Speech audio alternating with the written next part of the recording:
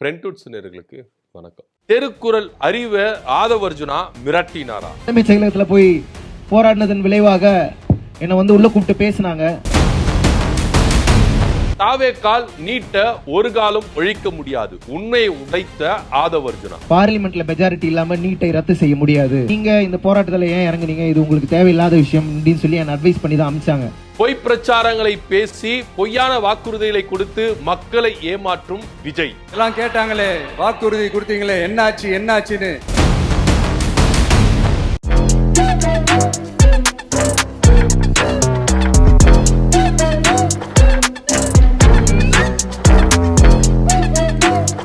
தமிழக வெற்றி கழகம் கட்சி ஆரம்பிச்சு தேர்தல் அரசியல் அவங்க சூஸ் பண்ணி 2024 நாடாளுமன்ற தேர்தலில் எங்களுக்கு முக்கியம் கிடையாது, 2026 சட்டமன்ற தேர்தலில் எங்களுக்கு ரொம்ப முக்கியம் அப்படின்னு சொல்லிட்டு தேர்தலை சந்திச்சாங்க. ஆனா இந்த தேர்தலில் அவங்க கொடுத்த வாக்குறுதிகள் அப்படின்றது ரொம்ப பிரதானமானது. இதுல குறிப்பா நீட்டை ஒழிக்க போறோம் அப்படின்னு சொல்லிட்டு ரொம்ப அதீதமான ஒரு நம்பிக்கையை மக்கள் மத்தியில கொடுத்தாங்க. இன்னும் சொல்ல போனா திமுக நீட்டை ஒழிப்பேன்னு சொல்லிட்டு மக்களை ஏமாத்திக்கிட்டு இருந்தாங்க, மக்களை வஞ்சிக்கிட்டு இருந்தாங்க. ஆனா உண்மையிலேயே திமுகவால நீட்டை ஒழிக்கவே முடியாது, ஆனா அது என்னால முடியும், சூப்பரான ஐடியோ என்கிட்ட இருக்கு அப்படி இப்படின்னு ஆசை வார்த்தைகளை சொல்லி மாணவர்களையும் இளைஞர்களையும் பெற்றோர்களையும் எல்லாரையுமே நம்ப வச்சு ஏமாத்தி இருக்கிறாங்க தமிழக வெற்றி கழகம் அப்படின்றது ரொம்ப திட்டவட்டமா இன்னைக்கு தெரியுது. இன்னைக்கு டெல்லியில முழுக்க நாடு முழுக்க பாத்தீங்கன்னா போராட்டம் அப்படின்றத ஒண்ணு நடந்துட்டு இருக்கு. நீட்டு விவகாரத்துல, இந்த நீட்டு வினாத்தாள் கசிவு விவகாரத்துல தர்மேந்திர பிரதான் அவர்கள் பொறுப்பேற்று அவர் பதவி விலகணும் அப்படின்னு சொல்லிட்டு ஒரு மாபெரும் போராட்டத்தை நோக்கி எல்லாரும் பயணிச்சுட்டு இருக்காங்க. தமிழ்நாட்டிலிருந்து ஒரு குரல் ஓங்கி ஒலிக்குது அப்படின்னா அது நீட்டு விலக்கு, நீட்டே வேண்டாம், இந்த நீட்டு விலக்கு மட்டும்தான் இதற்கு ஒரே தீர்வா இருக்க முடியும் அப்படின்னு மு.க. ஸ்டாலினுடைய குரல் இன்னைக்கு ஒட்டுமொத்தமா ஓங்கி இருக்குது அப்படின்றதையும் இங்க நம்ம என்ன பண்ணணும், நினைவு கூறணும் அப்படின்றதுலையும் எந்தவித மாற்று கருத்தும் இல்லை. ஆனா மாறாக விஜய் அவர்கள் சொல்றது என்ன அப்படின்னா, நாங்க நீட்டை ஒழிப்போம் அப்படின்னு சொன்னார். ஓகே, நீட்டை ஒழிங்க, அதுக்கு இப்போ சூப்பரான சான்ஸ் அப்படின்னா அதுக்கும் என்ன பண்ண மாட்டேங்கிறாங்க, வர மாட்டேங்கிறாங்க. இன்னும் சொல்ல போனா நாங்க தேவையில்லாம பாஜகவை எதிர்க்க மாட்டோம், பாஜகவை பகச்சிக்க மாட்டோம், நாங்க ஸ்மூத்தா பாஜகவோட ஒன்றிய அரசோட நாங்க என்ன பண்ணுவோம், இணங்கி போவோம் அப்படின்னு சொல்லிட்டு இங்க இருக்கிற முதலமைச்சர் விஜய் அவர்கள் அதிரடியை கலப்பினார். சோ இப்போ இது சரியான சான்ஸ் கிடையாதா? ஒன்றிய பாஜக அரசை எதிர்க்கிறதான விஷயம் கிடையாதா? மாணவர்கள் எதுக்கு போராடிக்கிட்டு இருக்காங்க? நீட்டுக்காக தானே போராடிக்கிட்டு இருக்காங்க, ஒன்றிய அரசு எதிர்த்து தானே போராடிக்கிட்டு இருக்காங்க. அப்ப ஏன் விஜய் அவர்கள் ஒன்றிய அரசு எதிர்த்து குரல் கொடுக்கல, ஏன் நீட்டுக்கு ஆதரவா ஒரு வரல அப்படின்ற விவகாரம் இன்னைக்கு பாத்தீங்கன்னா பூதாகரமா வெடிச்சிருக்கு. இதனிடையில தலைமைச் செயலகத்துக்கு முன்பாக தெருக்குறள் அறிவு அப்படின்றவர் பாடகர் அவர் என்ன சொன்னார்னா, நீட்டை ஒழிக்கணும், இதுக்கு முதலமைச்சர் குரல் கொடுக்கணும் அப்படின்னு சொல்லிட்டு தலைமைச் செயலகத்துக்கு முன்பாக அவருடைய குரலும் ஓங்கி ஒலித்தது. நீட்டால உயிரிழந்த அனிதாவின் அண்ணனாக நான் எப்பொழுதும் குரல் கொடுத்துட்டே இருப்பேன் அப்படின்றதுதான் அவருடைய குரலா இருக்கு.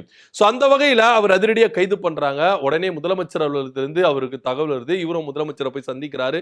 அப்படி இப்படின்னு தான் பேசிக்கிட்டு இருந்தோம். ஆனா உண்மையிலேயே இவர் முதலமைச்சரை சந்தித்தாரா அப்படின்ற ஒரு கேள்வி எல்லார் மத்தியிலும் இருந்தது. ஏன்னா தலைமைச் செயலகத்திலிருந்து அவர் வெளியே வரும்பொழுது, சார் முதலமைச்சரை சந்திச்சிங்களே, என்னென்ன பேசுனீங்க, என்னென்ன சொன்னாங்க அப்படின்னு அவர்களுக்கு கேள்விக்கும் பொழுது அவர் சர்வசாதாரணமா என்ன பண்ணார், கடந்து போயிட்டார். ஆனா இன்னைக்கு நீலம் பண்பாட்டு மையம் இருக்குல்ல, இவங்கள மாணவர் அமைப்பினர் என்ன பண்ணியிருக்காங்கன்னா ஒரு போராட்டங்கள் பண்ணாங்க. டெல்லியில சிஜேபி கட்சிக்கும் மாணவர் அமைப்புக்கும் ஆதரவாக இங்க அவங்க ஒரு போராட்டம் பண்றாங்க. அந்த போராட்டத்தில் அறிவு அவர்கள் பேசும்போது திடுக்கிடும் தகவல் வருது. இதை பார்த்தீங்கன்னா ரொம்ப அதிர்ச்சியாவே இருக்கு, பேரதிர்ச்சியாவே இருக்கு. இப்படியெல்லாம் ஒருத்தவங்க மக்களை ஏமாத்தி ஆட்சி கட்டில உட்கார முடியுமா அப்படின்னா அது இதுதான்பா. நவீன முறையில டிஜிட்டலைசேஷன் முறையில இப்ப இவங்க ஏமாத்தி இருக்கிறாங்க மக்களை அப்படின்றது தான் நம்மளால புரிஞ்சுக்க முடியுது. ஏன்னா தேர்தல் வாக்குறுதியில விஜய் அவர்கள் நீட்டை ஒழிச்சே தீருவேன், ஒழிச்சு காட்டுவேன் அப்படின்னு சொன்னார். நான் திமுக மாதிரி நான் பொய்யான வாக்குறுதிகளை கொடுக்க மாட்டேன், திமுக மாதிரி நான் ஏமாத்த மாட்டேன் அப்படி இப்படின்னு சொல்லிட்டு தான் மக்கள் கிட்ட ஒரு நம்பிக்கையை கொண்டு வந்தார். மக்கள் கூட என்ன நினைச்சிட்டாங்க, சார் பரவாயில்லப்பா, திமுக ஏமாத்துது, திமுக வந்து நம்மள வஞ்சிக்குது, இந்த நீட்டு விவகாரத்தை இவங்க கையில எடுத்தாங்க, நீட்டை ஒழிப்புன்னு ஒரு பக்கம் உதயநிதி ஸ்டாலின் சொன்னாரு, மு.க. ஸ்டாலின் சொன்னாரு, ஆனா இவங்களால நீட்டை ஒழிக்கவே முடியலையே, விஜய் இது மாதிரி சொல்றாரு, அவர் மேல ஒரு நம்பிக்கை இருக்கு, அதனால விஜயை நம்பிடலாம் அப்படின்ற ரேஞ்சுக்கு தான் விஜய் மேல நம்பிக்கை வச்சு அவரை ஓட்டு போட்டு அவரை ஜெயிக்க வச்சிருக்காங்க. ஆனா இன்னைக்கு ஆட்சிக்கு வந்துட்டோன்னையும் இவங்களுடைய பேச்சு எந்த மாதிரி இருக்குது அப்படின்னு பாத்தீங்கன்னா அப்படியே டோட்டலா சேஞ்சஸா இருக்கு. அதாவது அறிவு அவர்கள் சொல்றாரு, நான் முதலமைச்சரை சந்திக்கவே இல்ல, முதலமைச்சரை நான் பார்க்க கூடல, அந்த ரூம் பக்கமே போலங்க, சட்டமன்றத்துக்குள்ள தலைமைச் செயலகத்துல 2வது மாடியில தான் விஜய் ரூமே இருக்கு, நான் 2வது மாடிக்கே போகல அப்படின்னு திடுக்கிடும் தகவலை அறிவு அவர்கள் கொடுக்கிறார்.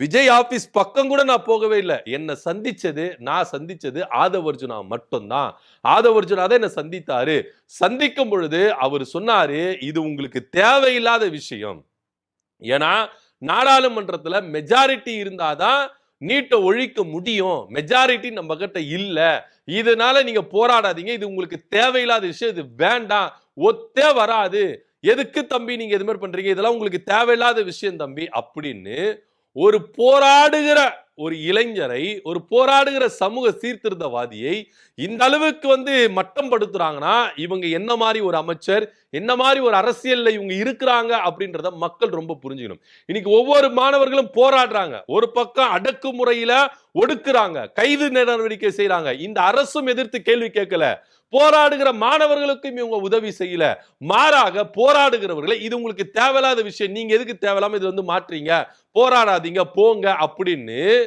போராடுகிறவர்களையும் இங்க மட்டப்படுத்துற ரேஞ்சில தான் இன்னைக்கு தாவேக்கா இருக்குது அப்படின்னு, இது ஒரு வகையில மிரட்டல் அப்படின்னு கூட சொல்றாங்க. ஏன்னா நீங்க போராடாதீங்க அப்படின்னு சொல்லிட்டு அவரை வழி அனுப்பி வைக்கிறீங்க, இது உங்களுக்கு தேவையில்லாதது அப்படின்னு. இப்போ சொல்றீங்களா மெஜாரிட்டி இருந்தாதான் நீட்டை ஒழிக்க முடியும்னு இப்ப சொல்றாங்களே, ஆதவர்ஜுனா சொல்றாருல, அப்போ தாவேக்காவுக்கு உறுப்பினரே இங்க கிடையாது ஒண்ணு, இன்னொன்னு மெஜாரிட்டி இருந்தாதான் இங்க நீட்டை ஒழிக்க முடியும்னா அப்போ திமுகவுக்கு மட்டும் மெஜாரிட்டி இருந்ததா, அந்த கேள்வி இருக்குல்ல.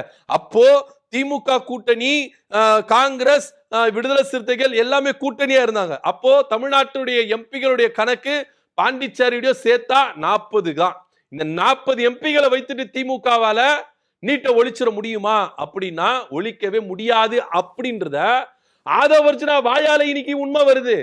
அது ஏன் அன்னைக்கு தேர்தல் பிரச்சார காலத்துல வரல, திமுக மேல நீங்க எதுக்கு போய் குற்றச்சாட்டுகளை முன் வச்சீங்க, திமுகவை ஏமாத்துது, மக்களை வஞ்சிக்குது அப்படின்னு சொல்லிட்டு அன்னைக்கு நீங்க பொய் முட்டைகளை அவுத்து விட்டீங்களே, இன்னைக்கு அவங்க வாயிலிருந்து மெஜாரிட்டி இருந்தாதான் நீட்டை ஒழிக்க முடியும், இப்ப எதுக்கு உங்க வாயிலிருந்து வருது. அப்போ சட்டப்பூர்வமா ஆதவர்ஜுனாவுக்கு தெரியும், எல்லாமே தெரியும், நீட்டை ஒழிக்கணும்னா மெஜாரிட்டி இருந்தாதான் நீட்டை ஒழிக்க முடியும் அப்படின்னு அமைச்சர் ஆதவர்ஜுனாவுக்கு தெரிஞ்சிருக்கு.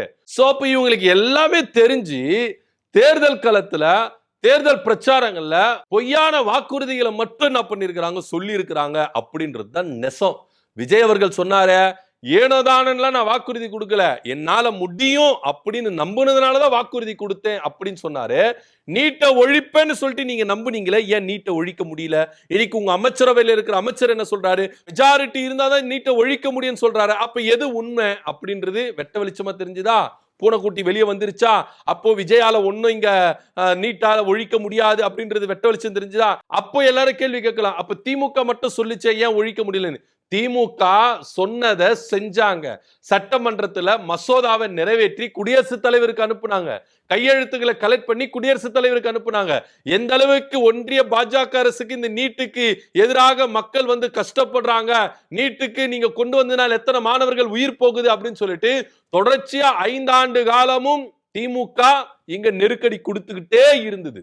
அவ்வளவு நெருக்கடி கொடுத்தோம் அங்க வந்து என்ன பண்ணல, நீட்டை கொண்டு வர முடியல. ஒருவேளை காங்கிரஸ் ஆட்சி அங்க அமர்ந்திருந்தால், 2024 காங்கிரஸ் ஆட்சி அங்க அமைஞ்சிருந்தால் நீட்டு நம்மளுக்கு வந்தே இருக்காது அப்படின்றது தான் நெசம். ஆனா மாறாக திரும்ப பாஜக அங்க வந்து நீட்டை இன்னும் ஸ்ட்ராங் படுத்தினாங்களே கண்டி, இங்க மாணவர்களுக்கு இல்ல. இப்போ தெரியுதா, சட்டப்பூர்வமா எப்படி பண்ண முடியுமோ அதுதான் பண்ண முடியும். திமுக ஒண்ணு இங்க வந்து யாரையும் ஏமாத்தல, யாரையும் வஞ்சிக்கல, இங்க நாங்க வந்து நீட்டை ஒழிப்போம் அப்படின்னு சொல்லிட்டு அவங்களை வந்து யாரை நம்ப வச்சு ஏமாத்தவே இல்லை. ஆனா இன்னைக்கு தாவேக்கா எல்லாரையும் நம்ப வச்சு ஏமாத்தி இருக்கிறாங்க. எத்தனை மாணவர்கள், எத்தனை இளைஞர்கள், எத்தனை பெற்றோர்கள் உங்களை நம்புனாங்க, நீங்க கொடுத்த வாக்குறுதிகளை நம்பினாங்க. அது எல்லாத்தையுமே இன்னைக்கு சுக்குநூறா உடைச்சிருக்கீங்க. மக்களுடைய நம்பிக்கையை அபத்தமாக்கி இருக்கீங்க அப்படின்றது தான் நெசமான உண்மையா இருக்கு. இன்னைக்கு ஆதவர்ஜுனா அவர்கள் வாயினால உண்மை வந்திருக்கு. ஏன்னா மெஜாரிட்டி இருந்தா தான் அங்க ஜெயிக்க முடியும். ஒருவேளை மெஜாரிட்டி இருந்தாலும் ஜெயிக்க முடியும்னா ஏன் இந்த அரசு பாஜகவுக்கு நெருக்கடி கொடுக்கல? கடந்த திமுக அரசு நெருக்கடி கொடுத்ததே. அப்போ அவங்களுக்கு மெஜாரிட்டி இல்ல, 40 எம்எல்ஏக்கள் வைத்திருந்தாங்க. மெஜாரிட்டியில பாஜக இருந்தது. அப்படி இருந்தும் இந்த 40 எம்எல்ஏக்களை வைத்துக்கொண்டு எந்த அளவுக்கு அங்க நெருக்கடி கொடுத்தாங்க. ஆனா இன்னைக்கு தாவேக அரசுனால ஏன் ஒரு மசோதா நிறைவேற்ற முடியல? ஏன் தாவேக அரசுனால ஒரு கேஸ் போட முடியல? ஏன் தாவேக அரசுனால பாஜகவுக்கு நெருக்கடி கொடுக்க முடியல? ஏன்னா பாஜகவும் தாவேகாவும் கூட்டு களவாணிகள் அப்படின்றது வெட்ட வெளிச்சமா தெரியுது அப்படின்றது தான் நெசம். ஏன்னா இன்னைக்கு பாஜகவை எதிர்த்து நீங்க போராடக்கூடாது, பாஜகவின் அரசை நீங்க எதிர்த்து போராடக்கூடாது, மோடியை எதிர்த்து நீங்க போராடக்கூடாது அப்படின்றதுனாலதான் தமிழ்நாட்டு மாணவர்கள் அமைப்பினரை எல்லாரையும் நீங்க கைது பண்றீங்க. இதற்கு ஆதரவாக வருகிற எல்லாரையும் கைது பண்றீங்க. ஒவ்வொரு கட்சி தலைவர்களும் இன்னைக்கு ஒதுங்கி நிக்கிறாங்க அப்படின்றது நெசமா இருக்குது அப்படின்றது தான் இங்க நம்ம புரிஞ்சுக்கணும். சோ ஆதவர்ஜுனா அவர்களை நீங்க போராட வாங்க வராம போங்க, அதை பத்தி கவலை கிடையாது. ஆனா போராடுகிறவர்களை நீ இது உங்களுக்கு தேவையில்லாத விஷயம், நீங்க எதுக்குல இதுல இருந்து மாற்றீங்க, நீங்க போராடாதீங்க அப்படின்னு சொல்லிட்டு அவங்களுக்கு சொல்றதுக்கு உங்களுக்கு ரைட்ஸ் இல்ல அப்படின்றதான் இங்க பார்க்க வேண்டிய ஒரு விஷயமா இருக்கு. இதை பத்தி கருத்து அப்படியே கமெண்ட் பண்ணுங்க. நன்றி, வணக்கம்.